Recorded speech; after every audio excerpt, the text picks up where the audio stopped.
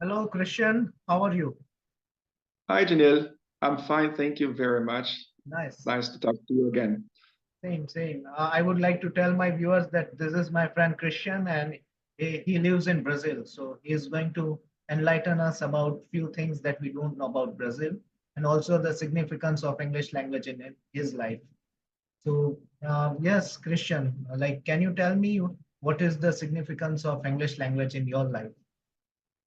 Well, English is a pretty important language for everyone who wants to get a good position in the workplace. I mean, if you want to be successful and go to high positions in a company, you need to speak English. Brazil Hmm. is a country that does lots of business with many other countries from all over the world. So having a good English is essential. Okay. And as you are quite fluent in this language, so can you share with me and my viewers, like, what are the secrets of it? What kind of things do you try to enhance your skills?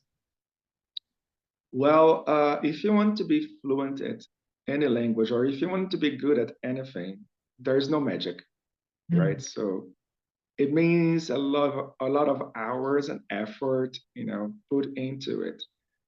And especially if you want to speak a language, you have to listen to the language being spoken by natives. Hmm. You have to use it as a way of communication on a daily basis. You need to keep a record of your progress and also study the grammar. That's that bad part. Some people just don't want to do that. Chances are that if you don't study the grammar, you will eventually speak the language, but you will also make lots of mistakes. And if you're looking for a high position in any place, people will want you to have a good and spotless English. So you don't want to make grammar mistakes. Okay. And one more thing, like in our previous conversation, you had mentioned that you had been to UK and you stayed there for a couple of months. I don't remember exact period of time, but you stayed there. No, I stayed there, but it's not. It was not for a couple of months. It was just Okay. for some days. I Oh, some days. Okay. stayed there for 1 week and a half. That was all. And so, how And was your exposure with the English language spoken by the native speakers? Was it good? well, once I got to the UK, I felt very confident. When in London or talking to the people at the airport, it was perfect. I could understand everyone. Everyone could understand me, and that was just very nice. But then I got bold and I went to Liverpool. They Oh, speak a regional dialect there called Scouse, okay. and it has its own rules and vocabulary and accent. It's different. For example, they don't say work; they say work. Right. That's just a minor example. You know. So once I got there, I was in shock because I felt as if my English was no good and I couldn't understand people the way I wanted it. But once again, when allow yourself to immerse in the culture and to get in touch with the people, and if you're not afraid, you will just get used to what's going on and you understand what's happening around you, and that was really really nice. So now I find Scouse a very beautiful accent, and I love talking to people from that specific city. All right. And from moving to English to Brazil, can you enlighten me something about Brazil? What are the famous places one can visit? And also Oh, about the currency and anything in general, about the life in general. okay. The currency in Brazil is real. Okay, it's a ratio of $5.50 to one real.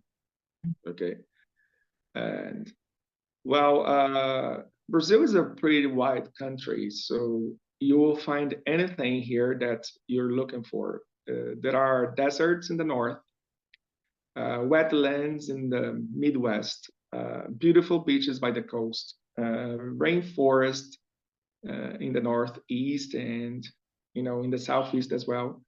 Beautiful waterfalls. So it really depends on what you like, you know. Okay. And also big cities, like the capitals of the states are all very big cities, gigantic. São Paulo itself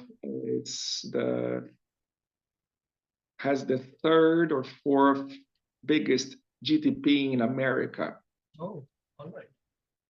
Right? So it's a big city, and there are more people living in the state of São Paulo alone than in Canada. Okay. So you get the picture, right? Yeah, I do.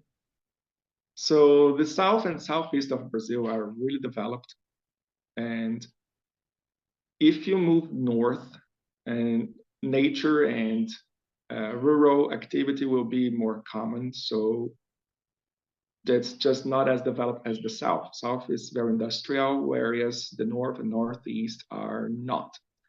So that's where you'll find problems with poverty and things like that.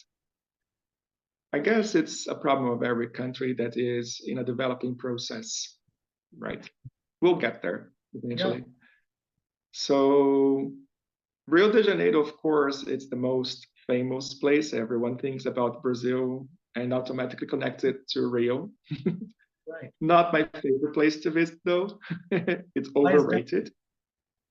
It's overrated.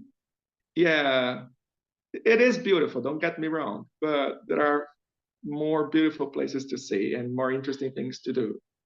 Even the state of Rio de Janeiro, you can visit other cities around the coast that are more beautiful and more interesting. And well, the food is another thing that you should be looking forward to trying. Every region of the country has its own cuisine, and you will find different flavors and different emotions when traveling from one region to another, and sometimes from one state to another. Okay. And in the light of what you said, Christian, about cuisine, so which is the traditional dish of Brazil? Well, there are many, but Oh, if I were to name two, feijoada, which is a bean stew with pork, okay. and the Brazilian barbecue, which we call churrasco, are the most famous ones. Interesting. But we also have many others that are worth trying. So I could make a huge list of things that people should try when coming to the country. And like, are most of the people in your country passionate about learning English language? Well, people want to learn it, but not everyone is willing to Do the make the effort. effort to learn it. That's a whole different story. True. So when they get to the workplace and they realize they'll need to speak the language, they get desperate, and then they go and find a teacher or a language institute where they can learn it well. Unfortunately, I guess, it's something that most people do. We only worry about things when they're immediate in our lives, right? There's so much to do and see and worry about. So English is not top priority at first. It's a shame. How long did it take you to reach at this level? Like your level is really top notch. So how a person can reach up to your level when it comes to English language? Well, let's see. I've been working with this since I was 22. Oh, So I got to a nice level of English in about 6 years, I suppose. But ever since I started, I never stopped. So I was 22, now I'm 46. So you make the count. wow. Right. It's been more than 2 decades. Yes. Okay, so it doesn't happen overnight. And if you think it will, you'll get really frustrated. Learning a language is a lifelong process that you have to take into consideration. You will never get rid of it. It will never end. I still make my best to get in touch with natives and practice my English. I still have lots of accents and a lot of Brazilian accent and pronunciations to correct. And the only way they can do it is if I am out there and I talk to people and people, notice my mistakes and tell me, say, hey, this is not quite what you should be saying. Okay, so if I were to tell people one thing is not to be afraid to use your English, because if you are, that's useless. And how would you differentiate learning versus execution? Like what really happens is most of the people, they tend to, they keep on learning, but they don't practice the spoken part. So do you feel like there should be some kind of, way towards these things? I do believe that languages are a way to express yourself. That's the expression of a people.